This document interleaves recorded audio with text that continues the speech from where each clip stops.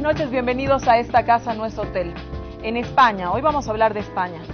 Un sistema de partidos tradicional, un bipartidismo, una forma de votar casi monolítica.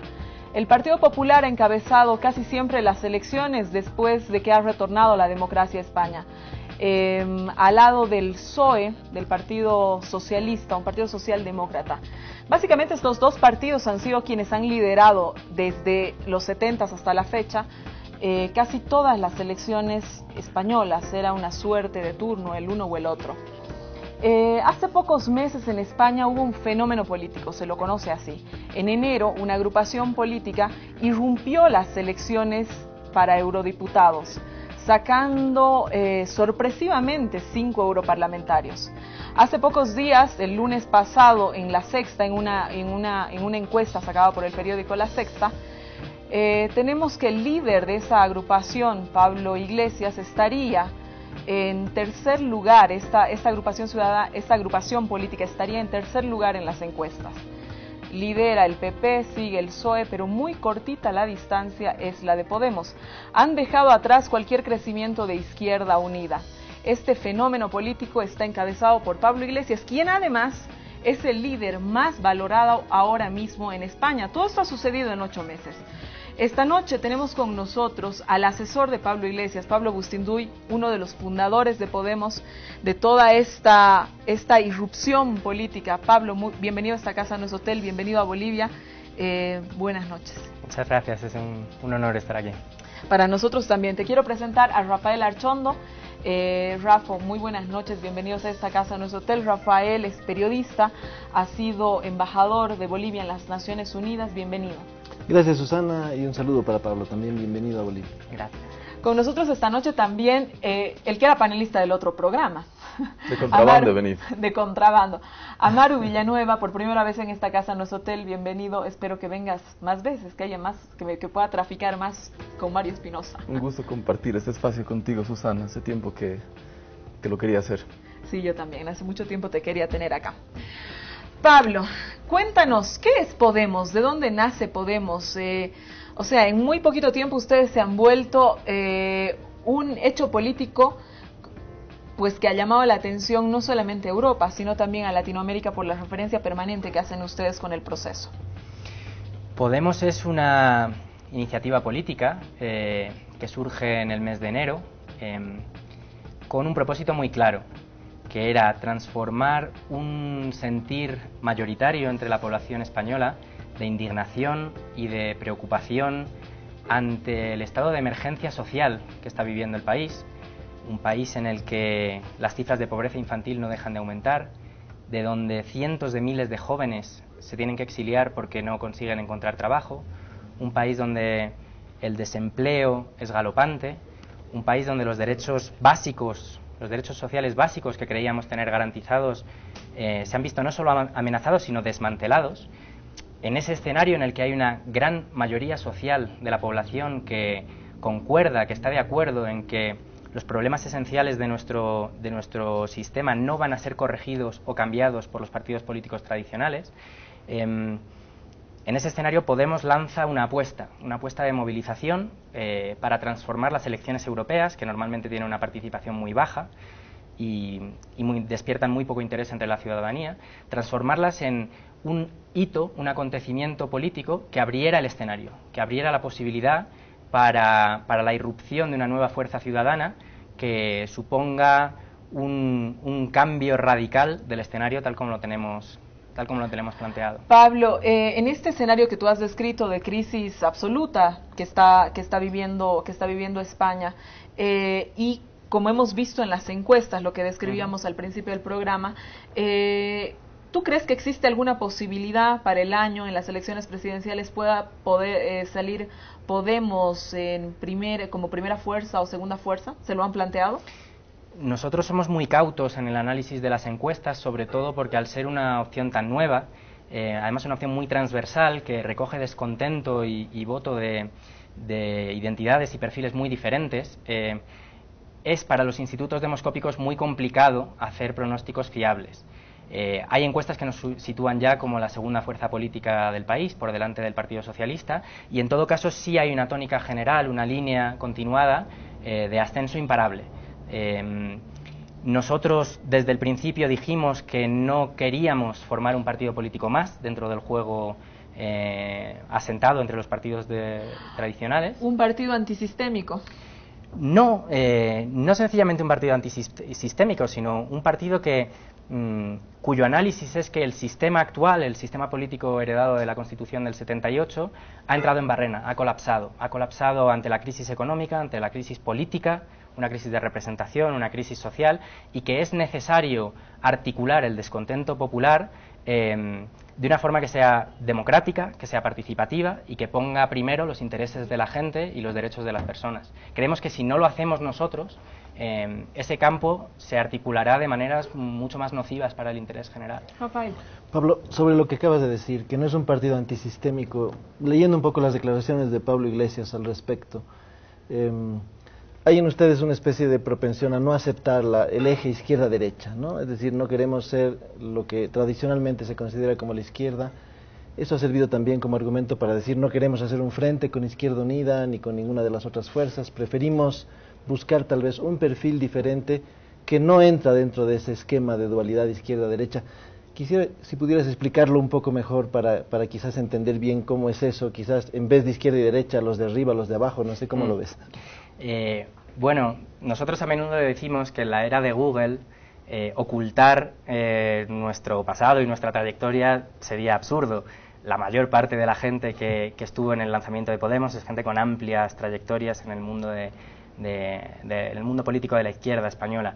Lo que nosotros planteamos es que ante una situación de emergencia social como la que está viviendo nuestro país, el eje fundamental de la política no es tanto una cuestión identitaria de dónde se coloca uno frente a un marco que ya está establecido, sino la necesidad de articular una respuesta popular poderosa, creciente, inapelable, que ponga delante los intereses de las personas. Sabemos que sobre esos temas hay un consenso generalizado, hay acuerdos de mayorías que llegan cuando estalló el 15M en España, las plazas estaban ocupadas por la gente, ahí había gente de toda condición, y las encuestas decían que un 80% de la población española apoyaba las demandas básicas del 15M, que eran demandas que son de sentido común y que sin embargo no tienen expresión y articulación política en el sistema de partidos actual. Nosotros lanzamos una interpelación a esa gran mayoría social que está a favor de acabar con los desahucios, que está en contra del rescate de las entidades financieras sin ponerle ninguna contrapartida a cambio, que está en contra de que se recorten los derechos sociales, el derecho a la salud, el derecho a la educación, etcétera, mientras que en España cada año hay más millonarios y las grandes empresas reparten más dividendos. Creemos que ese eje permite plantear la construcción de un movimiento político y de un movimiento popular que anteponga la dignidad de las personas a cualquier otra consideración. Estarían muy cómodos los partidos tradicionales y el sistema estaría muy cómodo si nosotros nos autoubicáramos en un extremo del tablero en relación y en referencia a los otros, cuando nosotros lo que dijimos desde el principio es nosotros no somos la extrema izquierda, estamos en el centro. Pero no en el centro ideológico, estamos en el centro de los intereses de la mayoría social de este país. Estamos hablando de las cosas que le interesan y le atañen a la gente, cosa que no hacen los políticos. Ahora, sobre eso mucha gente dice la insurgencia de Podemos es la mejor noticia que ha podido escuchar el PP, la derecha española, porque bueno, la izquierda se está disputando entre el PSOE, entre la Izquierda Unida, entre Podemos, que empieza a subir, y eso le va a dar una mayoría eventual al PP en el futuro, es decir, al margen, digamos, de las consideraciones que tú haces, ¿cómo respondes ante esa posibilidad? Creo que es una reacción lógica y comprensible, pero corta de miras. Creo que en el corto plazo alguien puede alegrarse de que el Partido Socialista se siga desfondando y que parezca que hay una mayor fragmentación enfrente, pero cuando uno hace una lectura a medio plazo de que la intención de voto del Partido Popular sigue cayendo progresivamente y que cada vez son más aquellos que después de haber pasado por un proceso de descreimiento, de desafección frente a los partidos políticos tradicionales, que eso había conducido a la resignación o a la apatía o a desentenderse, cada vez son más las personas de todo tipo de perfil y condición que se están movilizando en opciones como la nuestra. Hubo una encuesta reciente que decía que entre aquellos que afirman que van a votar a Podemos en el futuro, un 17% afirman haber votado al PP en ocasiones anteriores. Eso no habría sucedido nunca. Sería incomprensible según la gramática política. O sea, ustedes le quitan votos a todas las formaciones, más o menos. No le quitamos votos, le ofrecemos una participación activa a gente, a ciudadanos que vienen de opciones políticas muy diferentes y que confluyen en torno a grandes consensos que en la práctica supondrían prácticamente una revolución de la vida política y económica en nuestro país. Amaru. Pablo, te voy a ser franco, hace algunos meses un amigo me invitó a hacer me gusta a la página de Podemos. Y claro, leí sus principios, me convencieron, me parecían que tenían buen sentido. Le puse me gusta, en ese entonces tal vez habían como 5.000 likes, ¿no? Para basarnos un poco en esa lógica. Tú eres el 5001. Yo el 5001, por ahí andaba, y meses más tarde, claro, o sea, ya no los empiezo a ver necesariamente en mi newsfeed, o de mis amigos los empiezo a ver en la prensa internacional, y luego, claro, me entero que han conseguido 5 curules en el Europarlamento, y claro, me empieza a asombrar, y me intentaba poner en su lugar, y por un lado he dicho, qué momento de celebración, de conseguir un éxito en tan poco tiempo, pero también me imagino que les puede entrar un pánico en ese momento de sentir, nos hemos extralimitado, accidentalmente tal vez, o estamos listos para la fase que viene. Y la pregunta en realidad es, ustedes partiendo tal vez de movimientos sociales, del 15M, muchos de ustedes estudiantes, también catedráticos universitarios, han sentido que han tenido que librarse, o en esa siguiente fase que están emprendiendo, tienen que librarse de algunos de los referentes y prejuicios que puede tener la gente respecto al movimiento, para empezar a verlos como un partido sólido que podría disputar el gobierno de España. Fíjate que era muy común al principio la percepción de Podemos, por razones evidentes, porque todos nuestros portavoces, nuestros compañeros y compañeras son muy jóvenes, tienen actitudes, incluso el lenguaje corporal, la ropa, muy diferentes a los de los políticos tradicionales. Creo que eso es algo que comprendéis bien aquí, el impacto que eso genera, y al mismo tiempo con un perfil marcadamente académico o marcadamente próximo al mundo de los movimientos sociales. Sin embargo, cuando salieron los primeros estudios de análisis de nuestro voto, se demostró que las mayores concentraciones de voto que teníamos eran en el segmento de población entre los 45 y los 55 años. O sea, que no éramos el partido de los jóvenes indignados, que no éramos el partido de los académicos encerrados en un campus universitario, sino que la base social que se ha movilizado, que ha acudido a nuestros círculos, que está adoptando un papel proactivo en todo este proceso y que se está incorporando, aportando ideas, tiempo, energía, es muy transversal, es muy transversal. Respecto a lo que decías, pánico no, sentido de responsabilidad por supuesto, y eso nos ha reafirmado en el compromiso inicial que tuvimos, que es el de mantener una mano tendida y un espacio abierto a todo aquel que quiera sumarse al proceso de construcción popular que hemos iniciado. Sabemos que de momento no hemos conseguido nada. La noche de las elecciones fue una gran sorpresa, nadie se lo esperaba, pero todavía menos se esperaba el discurso que hizo Pablo Iglesias en la celebración de los resultados, que no fue una celebración. Dijo: mañana en este país se seguirá expulsando a familias de sus casas, seguirá habiendo jóvenes que se tendrán que ir al extranjero a buscarse el trabajo que no pueden encontrar aquí, seguirá habiendo abuelos y abuelas con una pensión miserable, sufriendo por el futuro de sus familias. No hemos hecho nada, esto acaba de empezar, y esa es la actitud que mantenemos desde un principio. Sobre el discurso de Pablo Iglesias, una cosa que a mí me llamaba muchísimo, poderosamente la atención, ese discurso, que evidentemente, como tú dices, no era un discurso de festejo, pero al mismo tiempo me hacía pensar, me invitaba a pensar que era un discurso de inicio de Podemos, o sea que a partir de ese momento, la lectura que yo hacía de Pablo Iglesias es que a partir de ese momento no paran, porque siguen habiendo familias, es decir, por todo lo que tú acabas de señalar. Esta semana en El País, o la semana que ya pasó en El País, sale una nota donde indican que hubiera una división de Podemos, donde habría un grupo de militantes que estuvieran apostando a la participación de las elecciones municipales, de las elecciones para las autonomías, y otro grupo que apostaría a quedarse simplemente a la presentación del bloque a las elecciones nacionales. Entonces, ¿cómo esto casa con este inicio del discurso de Iglesias, que básicamente para mí fue así una reafirmación de entrar a la carrera? En dos partes. Uno, el inicio. Tan es así, estamos tan al inicio que de hecho todavía no no tenemos un partido constituido.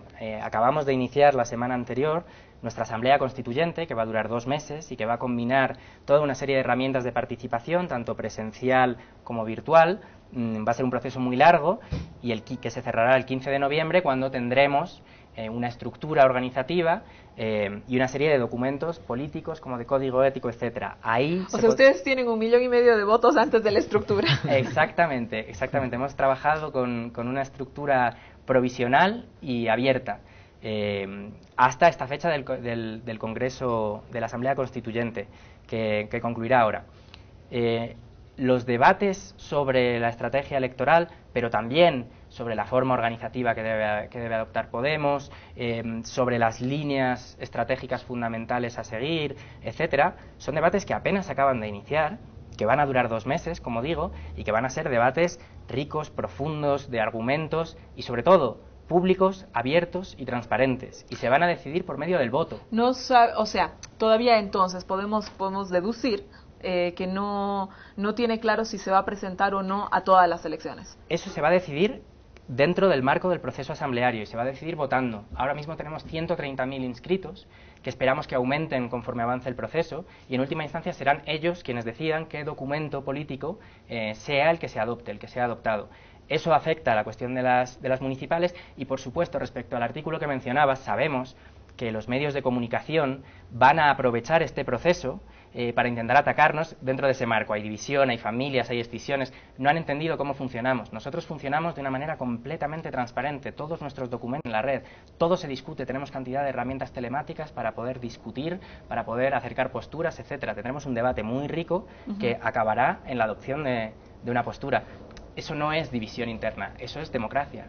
Me tengo que ir a un corte, volvemos ahorita. Queremos saber, Podemos, a través de Pablo Iglesias, fundamentalmente, ha hecho muchísimas referencias con los procesos latinoamericanos, hecho que le ha costado bastante crítica, se le ha dicho chavista.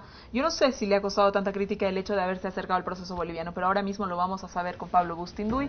Quédese en Esta Casa No Es Hotel.